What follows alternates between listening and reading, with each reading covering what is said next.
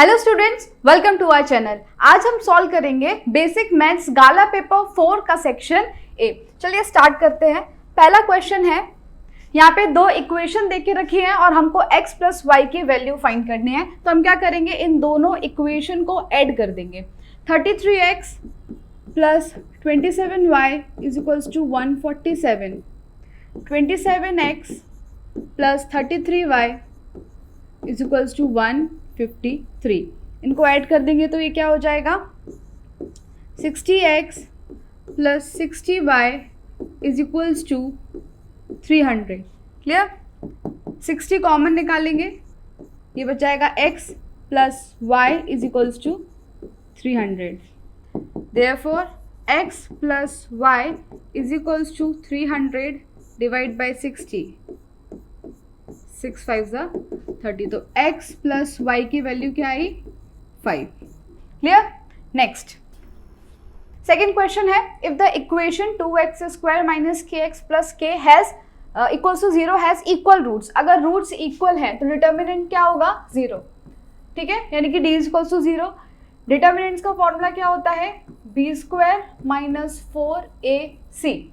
Therefore 0 is equals to b क्या है यहाँ पर, minus k square minus 4, a क्या है 2 और c है k। Clear? Therefore 0 is equals to minus k square हो जाएगा k square minus 4 2 8 k।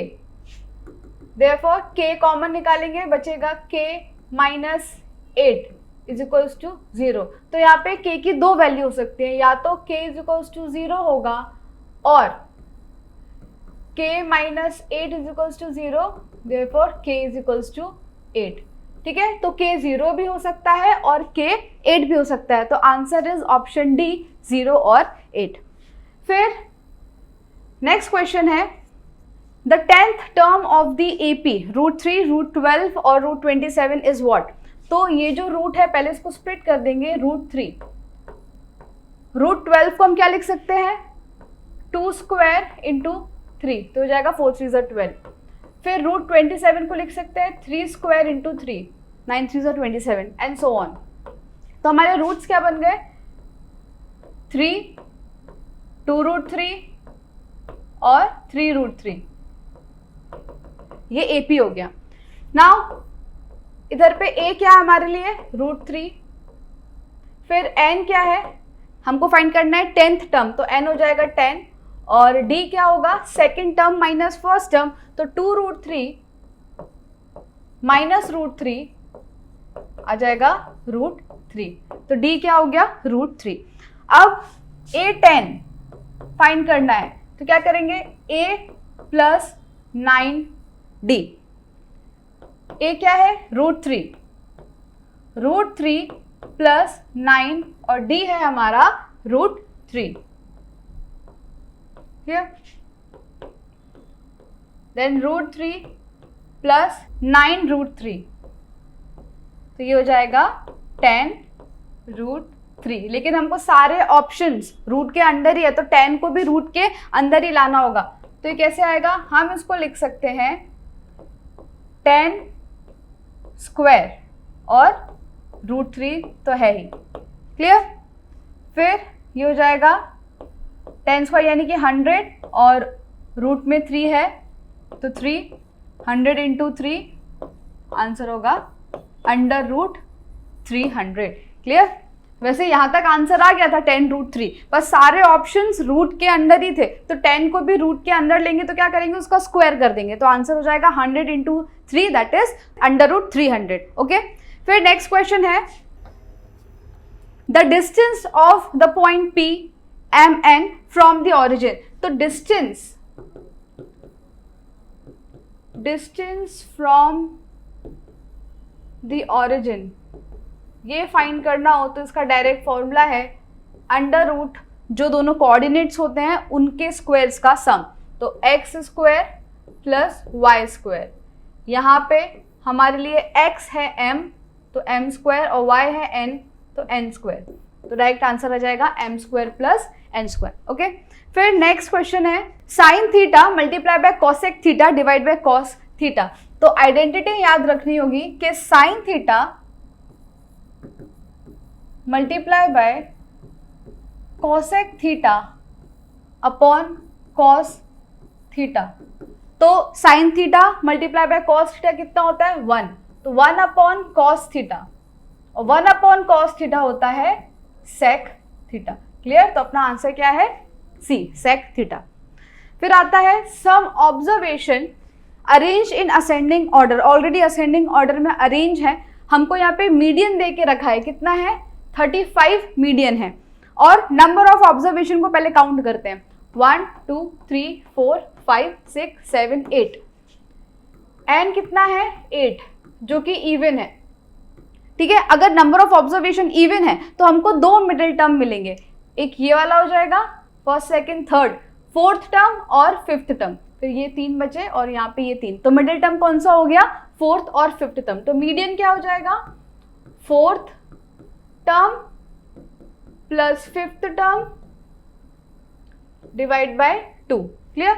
Median हमको दे के रखा है 35 is equals to fourth term है x प्लस 3, फिफ्थ टर्म है x प्लस 9 डिवाइड बाय 2। 2 इधर जाएगा तो मल्टीप्लाई हो जाएगा, तो 70 is equals to x plus x 2x plus 3 plus 9 12। Therefore 2x is equals to 70 minus 12, कितना आएगा 2x हो जाएगा यहाँ पर 58। Therefore x is equals to 58 divide by 2, 2 2s are 4 and 2 9s are 18, तो x की वैल्यू क्या आई 29। क्लियर? तो आंसर है ऑप्शन सी 29। फिर नेक्स्ट क्वेश्चन आता है the LCM of 220 and 60 is what. तो 220 और 60 का एलसीएम निकालेंगे, 2 1s are 2, 2 1s are 2, 0, 2 3s are 6, 2 5s are 10, 2 5s are 10, 2 15s are, then 3 5s are 15, 5 1s are 5, 5 11s are 55, then 11 1s are 11। तो answer क्या आएगा 2 into 2 into 3 into 5 into 11। Okay, तो 2 2s are 4, 4 3s are 12, 12 5s are 60, और 60 into 11 is 6600। 11 is 660। Clear? 660 is the LCM.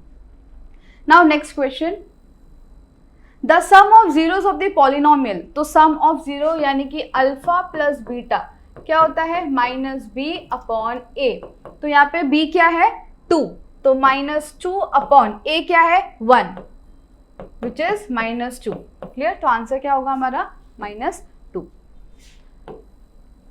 Now next question, in the experiment of rolling a balanced die, once the probability of receiving multiple of 3 is, यानी कि यहाँ पे हमने die roll किया है तो कौन कौन से नंबर्स होते हैं 1 2 3 4 5 और 6, ये सारे नंबर्स होते हैं।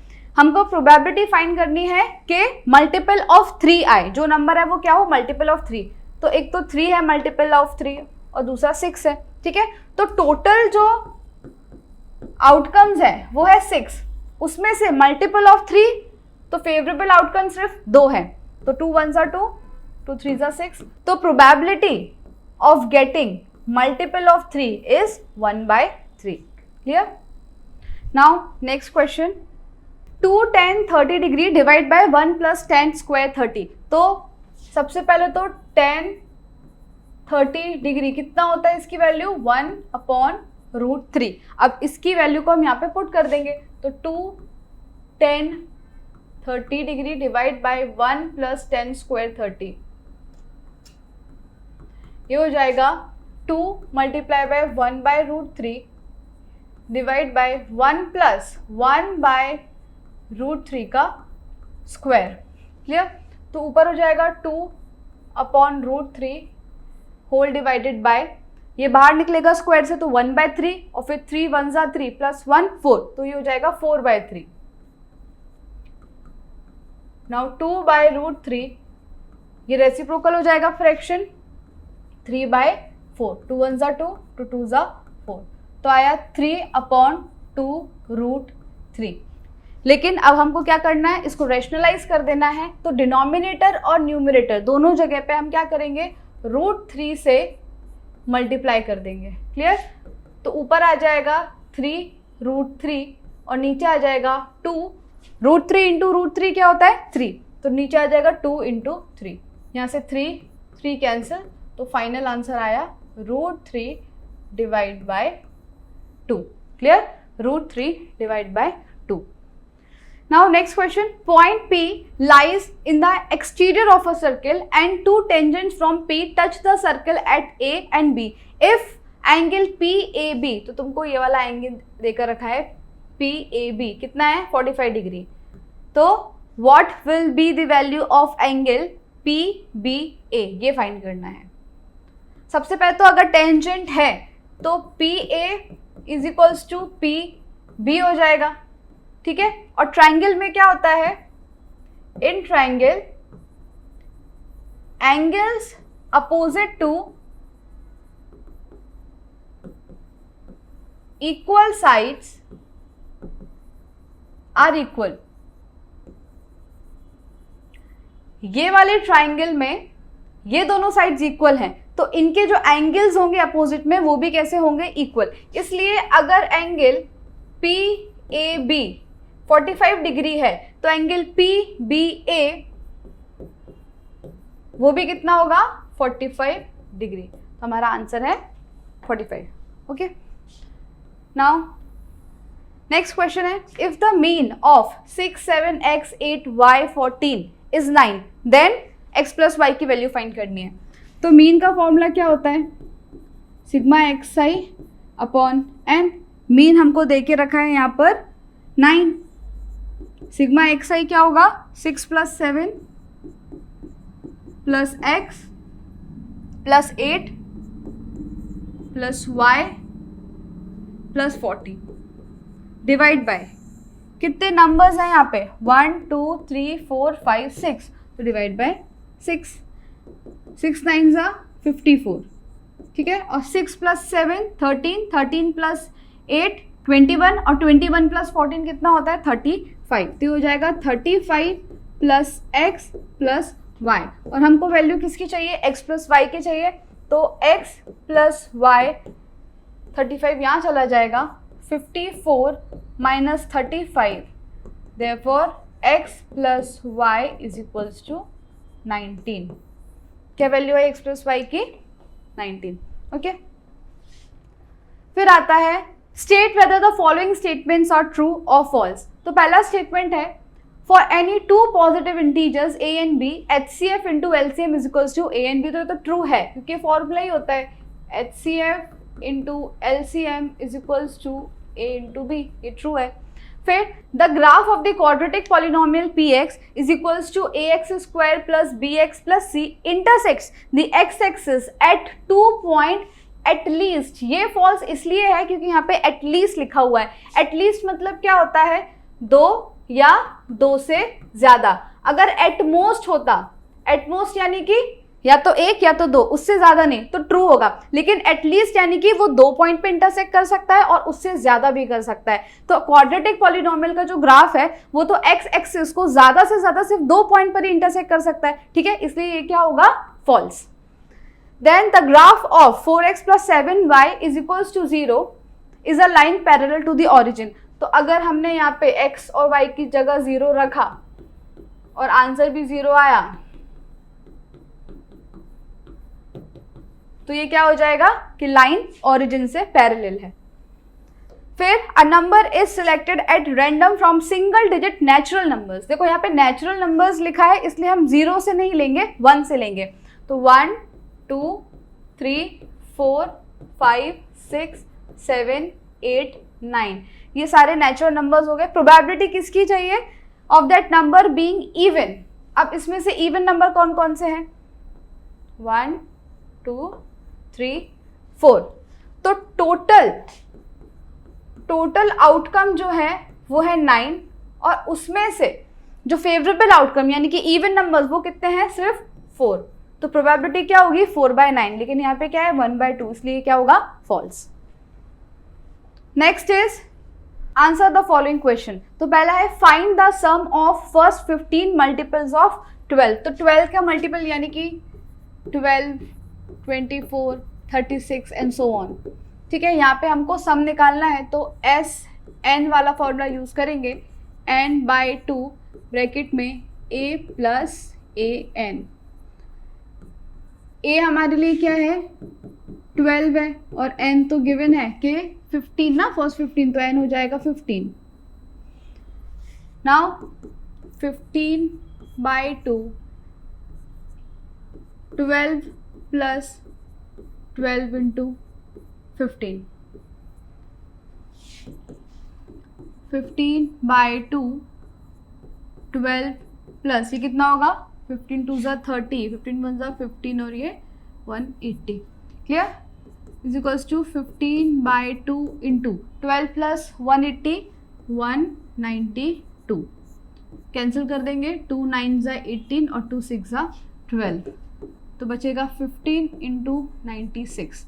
15 इंटू 96 क्या होता है 1440। तो ये होगा हमारा आंसर 1440। क्लियर? फिर है the common point of a circle and its tangent is known as what. तो ये एक सर्कल है, इस पे ये टेंजेंट है, तो वो पॉइंट जहां पर सर्कल और जो टेंजेंट टच कर रहे हैं उस पॉइंट को क्या बोलते हैं, पॉइंट ऑफ कॉन्टेक्ट। ठीक है, क्या बोलते हैं, पॉइंट ऑफ कॉन्टेक्ट। फिर आता है if P of A ratio P of A bar is equals to 8:7, find P of A। तो P of A by P of A bar is equals to 8/7। हमको क्या पूछा है P of A, तो क्या करते हैं सीधा सीधा, P of A कितना है 7 और इन दोनों का टोटल करेंगे तो क्या आएगा 15। तो बस P of A बार कितना हो गया 7/15। Now 20 for a given data if z is equals to 15 और x बार है 15,